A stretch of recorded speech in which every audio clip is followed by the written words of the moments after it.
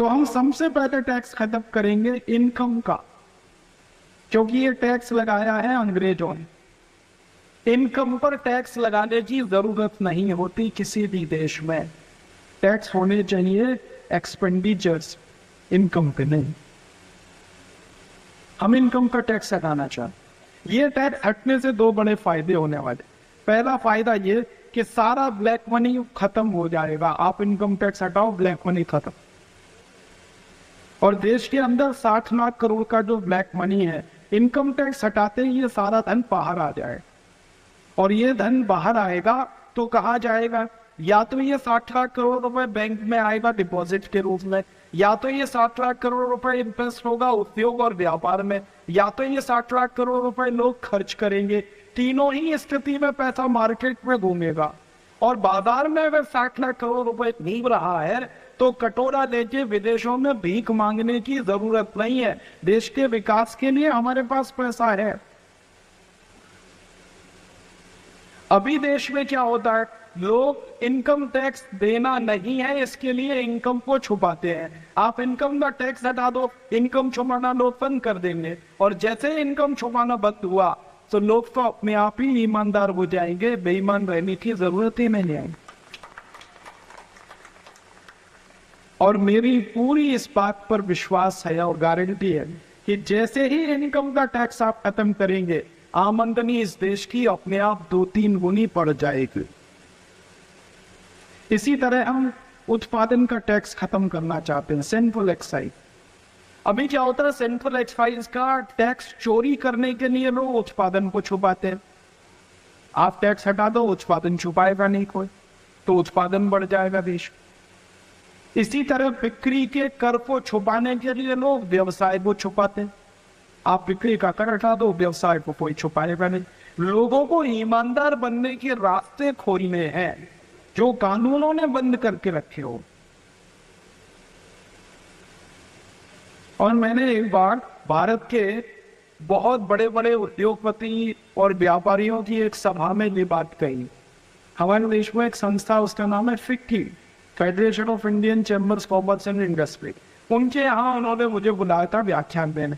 तो वहाँ बड़े बड़े व्यापारी थे, टाटा, बिरला, डालमिया, वो इनका आदि आदि थे, मैनेजर्स थे। मैंने उनके सामने कहा कि हम तो इनकम टैक्स खत्म करना चाहते हैं।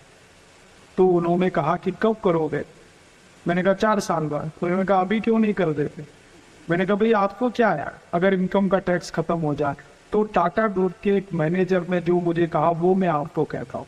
उसने कहा कि राजीव भाई, ये इनकम के टैक्स के कानून के चलते हमारी जिंदगी का 70% समय बर्बाद हो जाता है। 70% समय हमारा इनकम टैक्स डिपार्टमेंट खा जाता है।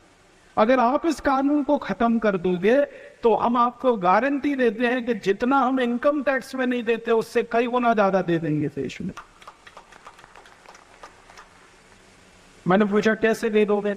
तो उन्होंने कहा आप तो ऐसा कर देना कि ये इनकम टैक्स तो हटाते हैं, फिर आप हमको ये बता देना कि किस किस गांव को विकास कराना है। हम 1,000 गांव खोद दे देंगे, जितना हम इनकम टैक्स में देते थे वो सब हम गांव में लगा देंगे, विकास तो हम करा देना। तो मैंने कहा आप इतने गाँव नोट ले सकते हो? मैंने कहा 10,000 गाँव हम ले लेंगे। टाटा ग्रुप ने कहा 10,000 ले लेंगे, बिरला ग्रुप ने कहा 10,000 हम ले लेंगे, डालमिया ग्रुप ने कहा 10,000। तो उन्होंने कहा 6,38,650 गाँव का विकास तो हम ही कर देंगे।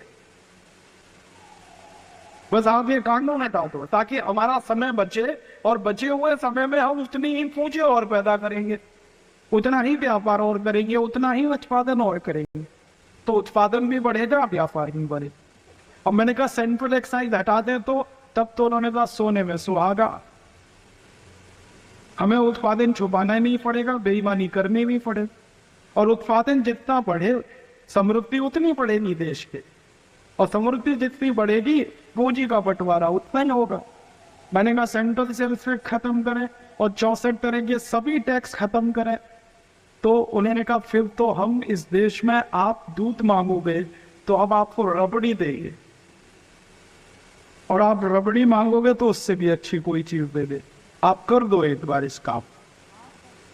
माने सारे व्यापारी उद्योगपति परेशान है टैक्स सिस्टम के कारण।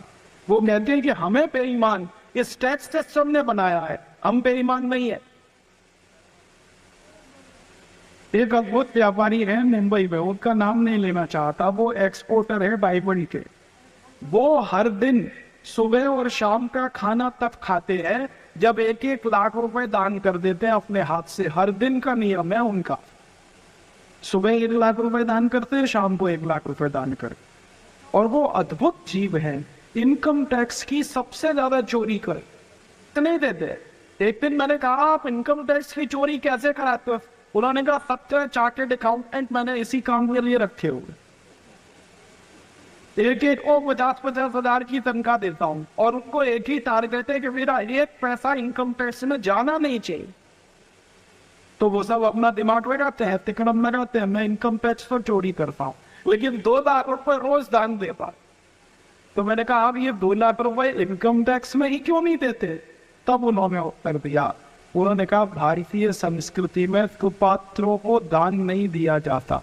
इनकम टैक्स डिपार्टमेंट महाकुपात्र है, इसको मैं 1 रुपया नहीं दे सकता।